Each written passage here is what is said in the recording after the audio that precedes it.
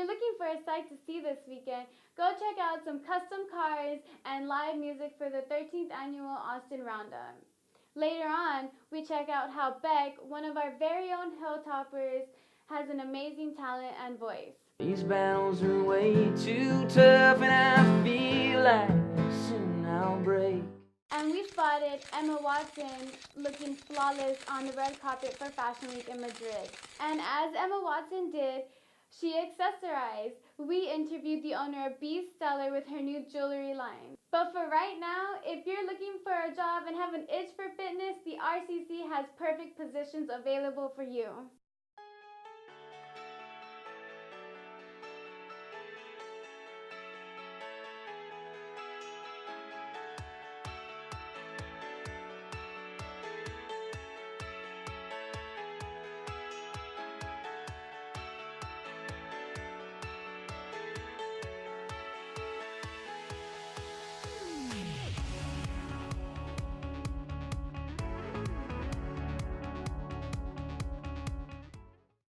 The RCC is hiring for 2014-2015 fall and spring faculty members. Positions include campus recreational lifeguards, Group X fitness instructors, personal trainers, and intramural officials.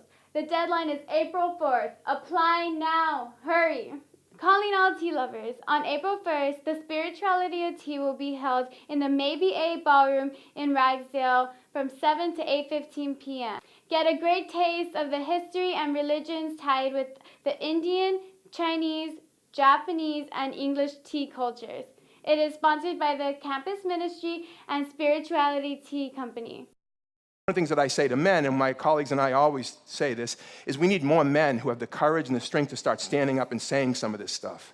If you're into documentaries, then Jackson Katz will be here April 2nd to premiere his new documentary, Tough Guys 2. It explains how traditional male power and authority has yet to be reformed in America. Now, let's talk fashion. What is spring without these colors? Bright pinks, blues, greens, yellow, lavender, and oranges are a great way to enhance your spring look. For example, in the crop top. And if you thought this was going away, you are wrong. The crop top is here to stay and is not going anywhere. It is a great way to look fresh and springy in your new attire. And you know what else is not going away? Graphic and floral prints and patterns. Floral prints and graphic patterns are a great way to dress up or down, whichever way you want. And let's talk fringe, you guys. Not only is fringe on your clothing, but also on your accessories now. Emma Watson did it the best with her fringe bracelet during Fashion Week in Madrid. And ladies, if you want to accessorize like Emma Watson did, Ed Elise interviewed the founder of B Stellar Jewelry. Let's take a look. Hi, I'm Ed Elise here with Topper TV, and today we are going to interview Misty, the founder and creator and designer of B Stellar Jewelry. Hi, Misty. Hi there. How are you today? I'm doing well. How are you? Let's ask you a few questions. So I know that you started your business in Dallas. So why Dallas? Were you going to school there? How did it work? I'm originally from Dallas, and so my business partner is there as well. And she, I guess I moved here about 7-8 years ago, and my husband was transferred, so it wasn't actually by choice. So we've always just kind of worked with each other in the other places. And did you go to school for making jewelry? I did not. I went to school for, I wanted to be an art teacher. So painting, drawing. And what drew you into jewelry? I've always done jewelry for myself. And over the years, I've had a few Etsy stores that I've always made jewelry from. However, I'm not so good at representing myself because it's kind of like an art form. So the great part about my business now is I have a great partner who does, first of all, she does all the business part. So I'm also bad with numbers, so that works well. Yeah, and so she handles that, and we have a showroom in Dallas that we do market 4 times a year. And she also handles all that. So she handles all the customers and all the stores that come into the showroom. So you're the creative. I'm the creative. Yeah, I'm the Uh-huh. creative and the social media and the marketing and the photo shoots and any of the creative part, I guess. Yeah. And where does your inspiration come from for making your jewelry? Is very unique. It's very modern yet natural. It's kind of this mineral kind of way to it. It's I've since like I was a little girl, my grandparents kind of lived in the country, and I would walk with my head down, like looking at rocks and collecting fossils, and so always loved nature, and but also I love modern art.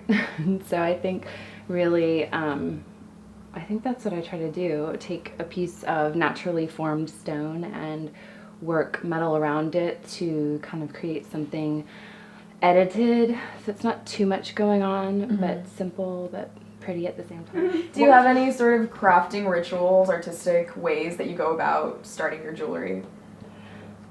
Well, I do, I will make one-offs of everything. That's kind of the way I start a collection. I make a bunch of things. I go and find the first thing I find is the stone or the material that I want to use, and it's based on just my personal taste, what I find maybe going on in fashion, and then I kind of play with it in so many different ways. I'll make 50 pieces, and then I'll narrow it down to 15 or 20, and so we're just kind of building a collection based on that. So we've got two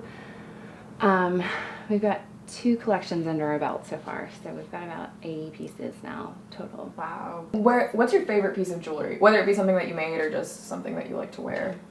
Trying to think. Right now, this piece is from our newest collection, and it's called the Chloe, which is, I guess, I named it. It's kind of a secret name after like this girl that I really love. So this is probably my favorite right now. So it's a freshwater pearl set inside of a brass arc. Whoa. Yeah. And where does your company taking off right now? I know that it got picked up by. Well, we're going to be, so in next week, we'll be at Stanley Korshak in Dallas. We are actually in 7 states now. Oh, wow. Yeah, we're in Kansas, we're in Michigan, we're in Texas, Oklahoma. I'm forgetting. I can't remember who else. But Stanley Korshak, and then of course another one I'm really honored is the Nasher Museum in Dallas, which this is the second time that they'll be carrying our stuff. They carried us back on our first market, and they did really, I guess it sold out. So we're going back in with them, and they doubled their order, so we're excited about that. Where do you see it taking off to? What's your goal? Like, where do you want to get to? I would love to, like I said, contribute back to our alma maters.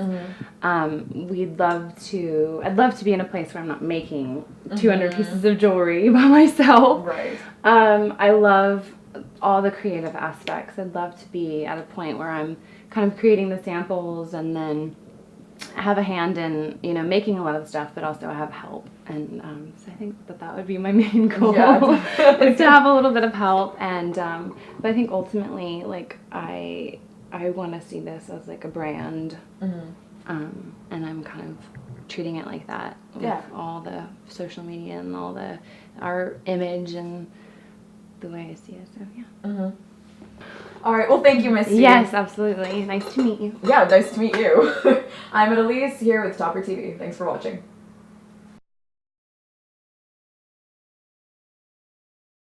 What does the fox say?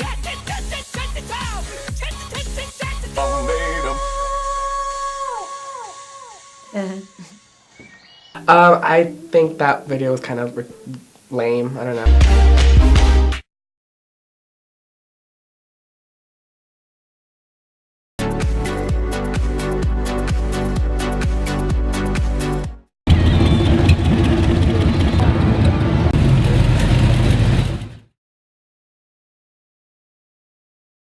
And as we stated earlier, if you're looking for a sight to see this weekend, go check out the 13th annual Lone Star Roundup. This is being held April 4th through the 5th at the Travis County Expo Center. Combine great music along with company from around the country and vintage cars equals unforgettable night. And speaking of great music, not only is he a freshman and has amazing vocals, let's get to know Beck Hislop more in this interview. Good morning, St. Edward's University.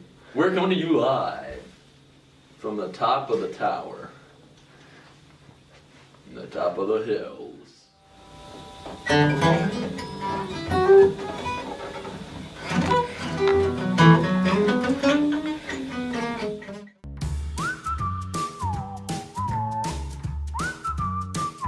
I started playing guitar. See, because I played piano for quite some time before I started playing guitar, and that was really helpful because it's always good to have piano, down, because it helps you learn other instruments. I mean, it really does. It's weird, but I played piano. Then I got into guitar, and then I started playing in front of people at the town country club. In my hometown of Del Rio, Texas, at the country club, I used to play with a great buddy of mine. His name's Tacho Coronado, and we used to play in the locker room at the country club. That's how I got started. True story.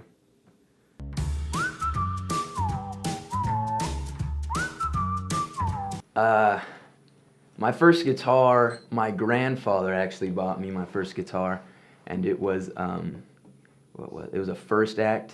He bought it at Walmart actually, and it was a First Act electric guitar, and that's what I learned on. So I still have it to this day. It's pretty cool.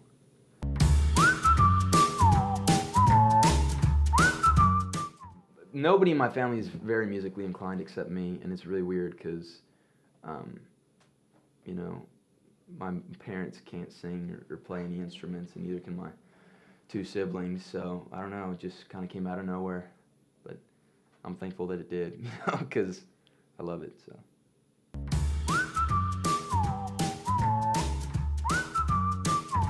St. Edward's was always very appealing to me. I loved the campus, and I loved the people here too, and Austin, because it's Austin, it's just the live music capital of the world, and I've been playing live music for years, so I feel at home in this town. So. I don't want to go. It's all way too confusing. Yeah, well, I don't know if I can, 'cause I'm the surrendering man. My feelings have been sore, 'cause I'm in some kind of war. Some kind of war. Some kind of war. Yeah, I wrote that song a long time ago. It's basically about rough relationships and things like that people our age can relate to. But yeah, it was just a song that I've been playing for a while, so it's a personal favorite, I guess. But wait, you guys, don't go away, because later on we will have his actual performance at the end of the show. This is an open letter to people who complain about shows they don't watch. This is to the folks that label their TV watching years as some kind of golden era. Hold on now, even in the 50s, not every show could be I Love Lucy or Bonanza. When was the last time you heard anyone say, gee, they should really bring back My Mother the Car? Never! Same goes to people who believe that the 90s were some magical era. Always remember that Mego aired in 1997. With that cute kid from Jerry Maguire? Yeah, that happened. To those who proclaim that there's nothing good on TV anymore, are you even paying attention? Have you met Tyrion Lannister, Don Draper, or Ron Swanson? Singing Troy and Abed in the morning. And don't think for a second I forgot about the ladies. Olivia Pope, Norma Bates, and Claire Underwood would without a doubt be opposite a pant-suited Barbara Walters in one of her fascinating people interviews. Were they real? And that's what's amazing about these characters. Although they're distant, completely in another realm of fiction and separated from the viewer in the glass of a television set or a computer screen, something about them seems real. And suddenly we find ourselves caring about them, wondering what they'll do next, and even making predictions. To those that decry the supposed evils of television, I get it. We're human. Our opinions are bound to differ somewhere, but clearly you've never had a show help you out. When I was 12, we moved across country, and I didn't have any friends. Over the summer, I fell in love with television. It gave me solace, and I got passionate. I could rattle off entire episode summaries and trivia better than any Wikipedia article. And I loved that I could do that, because even though I was alone, I still felt connected to something. If not the characters, then the writers who made them. Or the viewers, just like me. To those that say that television is driving people away from each other, I'll tell you that when I was scared to go into middle school, high school, or college, what always helped me bond, break the ice, and make friends, some of which I still talk to nearly after a decade, were the opinions I had on shows like South Park and Scrubs. This is an open letter to people who complain about shows they don't watch.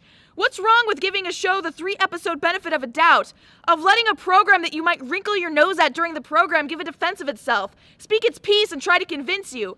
If that doesn't pan out, it doesn't pan out. But at least hear its case or get some evidence before you tear it down. Who knows? You might even feel connected.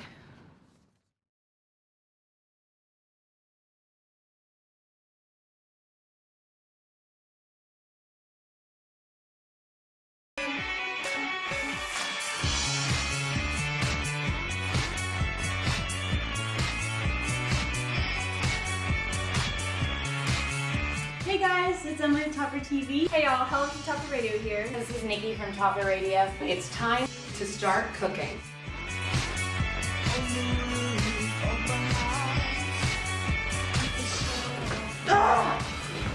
They don't stand a chance. Not us. Good luck, girl.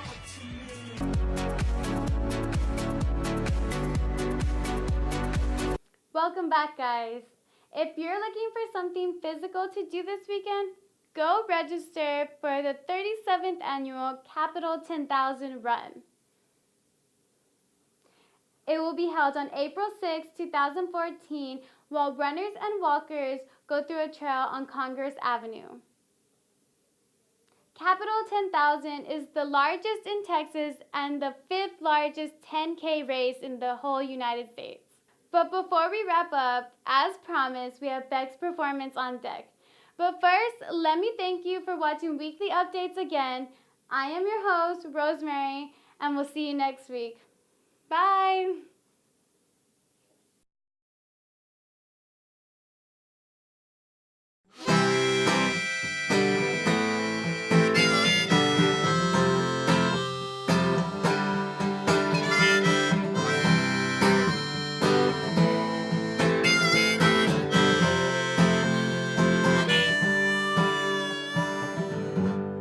Couldn't seem to work it out. I tried too many times.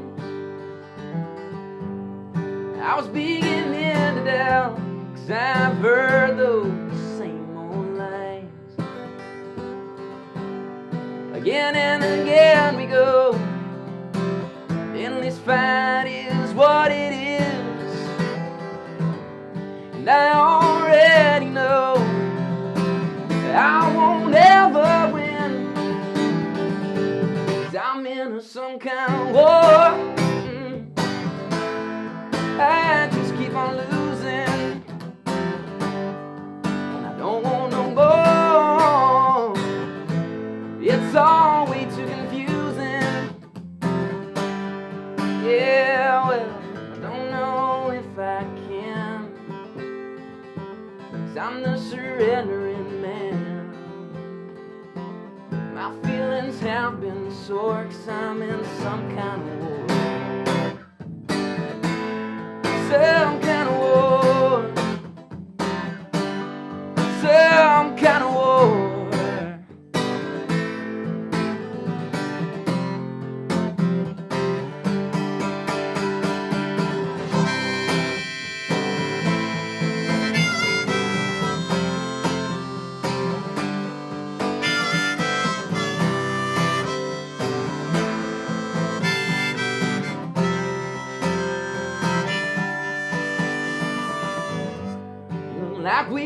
bad enough, but it still was Inset Street. These battles are way too tough, and I feel like soon I'll break. I wish things could just settle down between you and me. I wish it could all turn around. Girl, can't you see that I'm in some kind of war? I just keep on losing. I don't want no more. It's all way too confusing. Yeah, well, I don't know if I can, 'cause I'm the surrendering man. My feelings have been sore, 'cause I'm in some kind of war. Some kind of war. Some kind of war. I just keep on losing.